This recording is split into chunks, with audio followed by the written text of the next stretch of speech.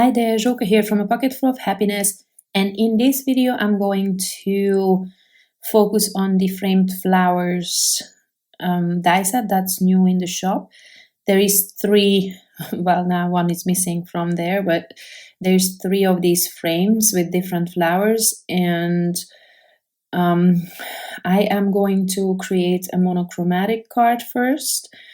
The card is going to be on a 5x7" base, and as you can see, what I'm doing here is I die cut the panel from a little, well, from a different shade of orange or peachy kind of colors, and I created small panels with double-sided adhesive on them.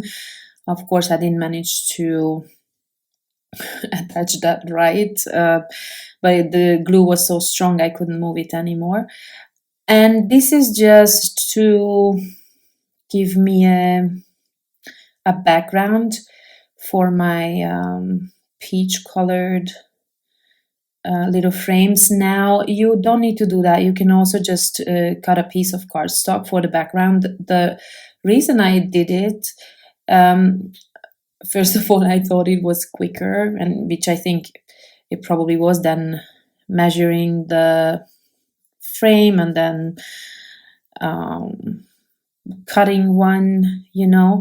And also because what I was planning here is that, as you can see, I'm layering some heavyweight die cuts, heavyweight white die cuts, to create a chipboard type element.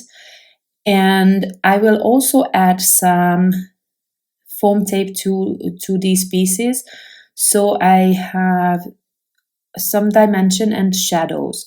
And I don't know if you will see it on the or in the photos, but I think you might in the close-ups, that you can actually see the lines on that background, the orange background, and I think it looks better.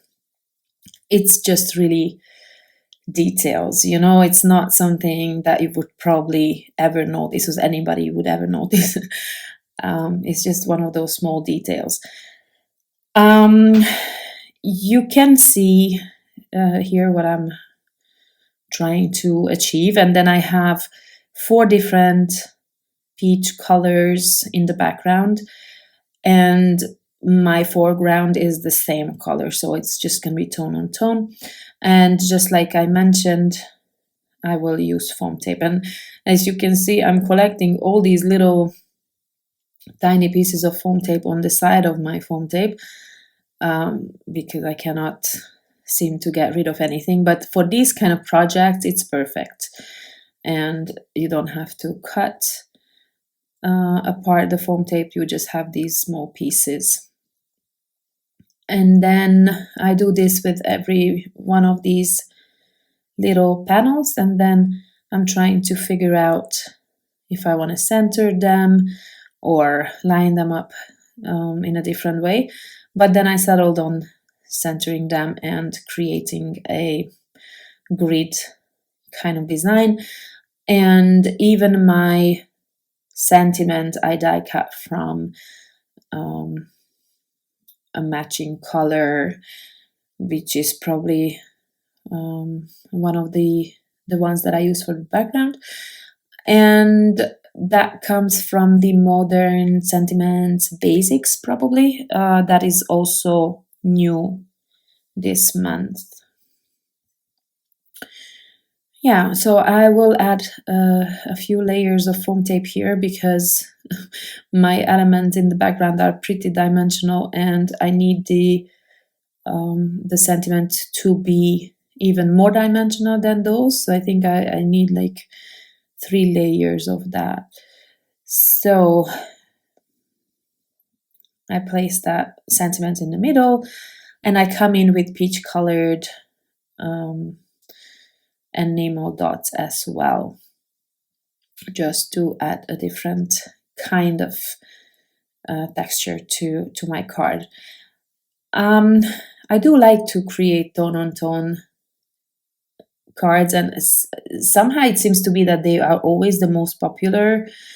I will not say that I don't understand. I mean, I understand why it's very simple to create them, I guess, and or easy to create them, and they are simple, but still kind of special, I guess.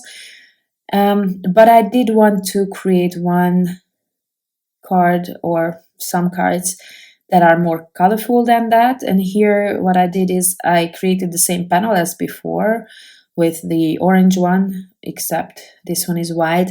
And then I die cut my flowers from different colors, and I kept them together with some press and seal so that I don't have to hunt for the right pieces.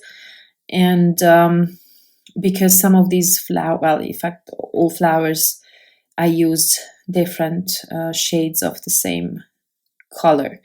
Now I'm adding some foam tape to my panels, and you can see on the rose as well and the leaves as well that they have different colors. But I did not want to throw away the ones that I had left, so I in fact created some more color panels, and I will use them on a different card. And by the way, I wanted to say earlier about the monochromatic card, what I did forget, I had one of these peach colored backgrounds already pre-cut, and I forgot to add it. So now that card is actually white. It should have been the same color as my die cut panels. Well, you know, sometimes I forget by the time I get to putting together the projects.